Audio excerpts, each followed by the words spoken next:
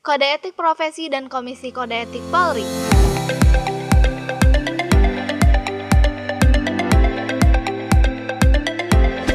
Sejak tanggal 14 Juni 2022 telah disahkan Peraturan Kepolisian Republik Indonesia Nomor 7 Tahun 2022 tentang Kode Etik Profesi dan Komisi Kode Etik Polri sebagai pengganti Peraturan Kapolri Nomor 14 Tahun 2011 dan Peraturan Kapolri Nomor 19 Tahun 2012 yang sudah dinyatakan tidak berlaku. Dalam Perpol tersebut telah dirumuskan sebanyak 114 pasal tentang kode etik profesi Polri dan proses penegakannya, termasuk susunan organisasi dan tata kerja Komisi Kode Etik Polri yang selanjutnya dirumuskan ke dalam ketentuan baru.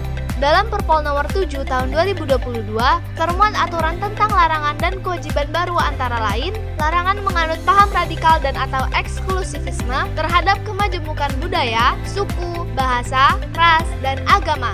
Kewajiban moderasi beragama dan menjunjung tinggi kemajemukan budaya, suku, bahasa, ras, dan agama. Larangan terkait penyimpangan seksual, lesbian, gay, biseksual, dan transgender. Larangan terhadap perbuatan asusila perzinahan dan perselingkuhan serta kekerasan dalam rumah tangga. Larangan penyalahgunaan narkoba, larangan penggunaan media sosial yang tidak sesuai, larangan pemerasan dan menerima gratifikasi, kewajiban mendukung dan mengamankan kebijakan pemerintah, larangan melakukan hal-hal di luar aturan di bidang penerimaan atau rekrutmen anggota Polri, serta seleksi pendidikan pengembangan Polri, larangan melakukan hal-hal di luar aturan di bidang perizinan dan pelayanan masyarakat, dan larangan melakukan hal-hal di luar aturan di bidang pengadaan barang dan jasa.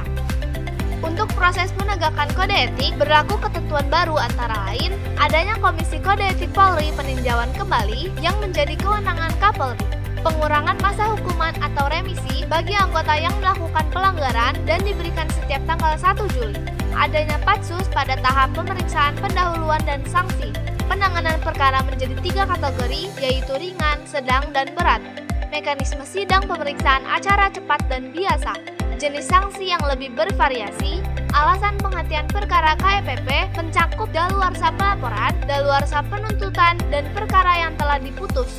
Mekanisme pengajuan PDH terhadap terduga pelanggar yang dinyatakan mengalami gangguan kejiwaan. Sanksi dalam Perpol Nomor 7 Tahun 2022 meliputi sanksi etika dan sanksi administratif. Sanksi etika dikenakan terhadap pelanggar yang melakukan pelanggaran dengan kategori ringan meliputi perilaku pelanggar dinyatakan sebagai perbuatan tercela, kewajiban pelanggar untuk meminta maaf secara lisan di hadapan sidang KKEP dan secara tertulis kepada pimpinan Polri dan pihak yang dirugikan, dan kewajiban pelanggar untuk mengikuti pembinaan rohani, mental, dan pengetahuan profesi selama 1 bulan.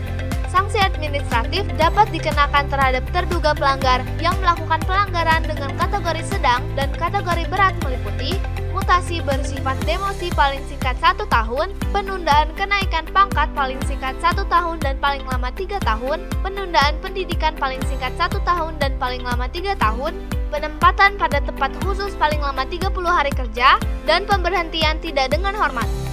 Daluarsa terhadap perkara KEPP yang dilaporkan dianggap gugur antara lain apabila telah lewat waktu, yaitu pelaporan KEPP sudah lewat waktu 3 tahun sejak terjadinya pelanggaran KEPP atau lebih 5 tahun sejak dilaporkan di pelayanan pengaduan profesi dan pengamanan.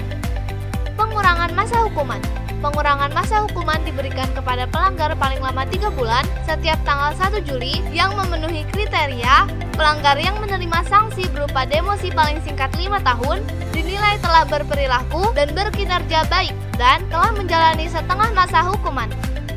KKEP peninjauan kembali. Kapolri berwenang melakukan peninjauan kembali atas putusan KKEP atau putusan KKEP banding yang telah final dan mengikat.